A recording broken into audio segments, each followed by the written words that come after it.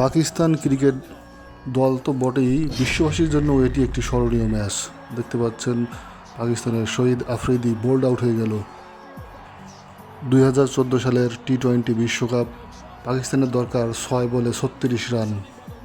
প্রতিপক্ষ দক্ষিণ আফ্রিকা। উল্লাস করছে দক্ষিণ আফ্রিকার ক্রিকেট দল।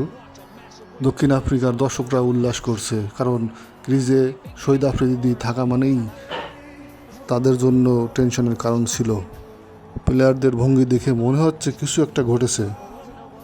ও ও ও ও ও this is no ball. No বলের কারণে আউটটি হচ্ছে না। শহীদ আফ্রিদি আবার ক্রিজে। এক্ষেত্রে বল বাড়ছে, রান কমে যাচ্ছে। তাহলে এখন দরকার 6 বলে 35 রান। পাকিস্তান দলকে অবশ্যই বাউন্ডারি মারতে হবে এবং সাউথ আফ্রিকাকে অবশ্যই একটি বল মিস করাতে হবে। শহীদ আফ্রিদি আবার ক্রিজে ফিরে আসছেন। নো বলের কারণেই শহীদ আফ্রিদির ভাগ্য খুলল, পাকিস্তানের ভাগ্য খুলল। হয়তো ম্যাচের ভাগ্য ফিরে যাবে পাকিস্তানের জন্য। ক্রিকেট এমনই একটি খেলা যার শেষ বল পর্যন্ত টান টান উত্তেজনা। এখন দরকার 6 বলে 35 রান। ক্রিজে শহীদ আফ্রিদি, যার দখলে সবচেয়ে কম বলে সেঞ্চুরি আসছেন। মেরে দিয়েছেন, বাউন্ডারির উপর দিয়ে যাচ্ছে মনে হচ্ছে। ও একেবারে বাউন্ডারি গ্যালারির ছাদের উপর দিয়ে বলটি আটকে গিয়েছে। আম্পায়ার দেখাচ্ছেন 6 run. Excellent shot by Shahid Afridi.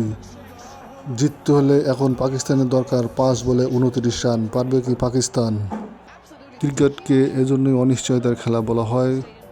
শেষ বল পর্যন্ত অপেক্ষা করতে হবে। আর সাউথ আফ্রিকা যদি পাকিস্তানকে একটি বল মিস করাতে পারে, সেক্ষেত্রে আর অপেক্ষা করার প্রয়োজন পড়বে না, কারণ পাকিস্তানকে বলে বলেই বাউন্ডারি হাঁকাতে হবে।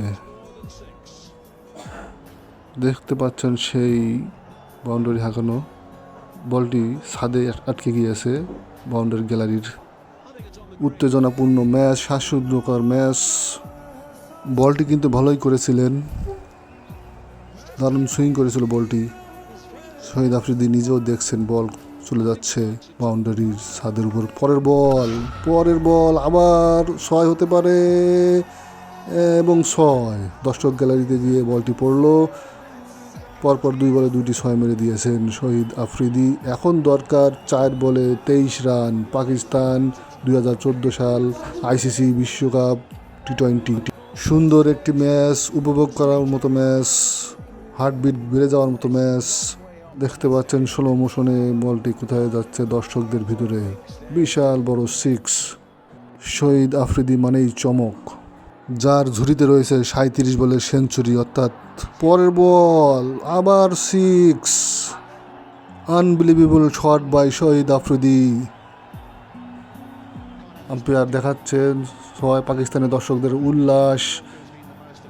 শহীদ আফ্রিদি যতক্ষণ ক্রিজে আছে, পাকিস্তানের জয়ের সম্ভাবনা ততক্ষণ জিয়ে থাকবে। দেখতে পাচ্ছেন স্লো মোশনে দেখাচ্ছে কিভাবে 6টি হলো।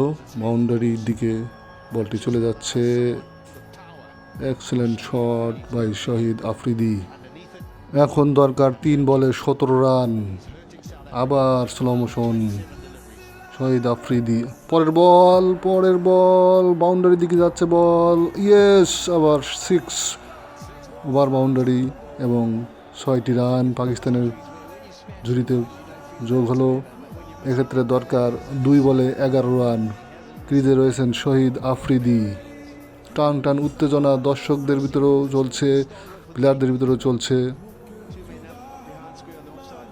জয় পরাজয় নির্ধারণের জন্য আমাদেরকে শেষ বল পর্যন্ত অপেক্ষা করতে হবে। সাউথ আফ্রিকা এবং পাকিস্তানের মধ্যকার পরের বল আবার 6 হবে মনে হচ্ছে। ইয়েস, আম্পায়ার জানিয়ে দিল 6। আর দরকার 1 বলে 5 রান। 4 রান করলে ড্র হবে। অর্থাৎ যদি একটা ওভার বাউন্ডারি না হয়, তাহলে 4 মারলেও খেলা হবে ড্র। 5 রান করতে হবে জিততে গেলে। দেখি ক্রিজে আছে শহীদ আফ্রিদি, কি করতে পারেন তিনি। যারা ক্রিকেট বোঝেন বা ক্রিকেট সম্পর্কে জানেন, তাদের জন্য এটি একটি স্মরণীয় ম্যাচ। পরের বল, শেষ বল, দেখি কি হয়। ইয়েস, পাকিস্তান জিতে গেল।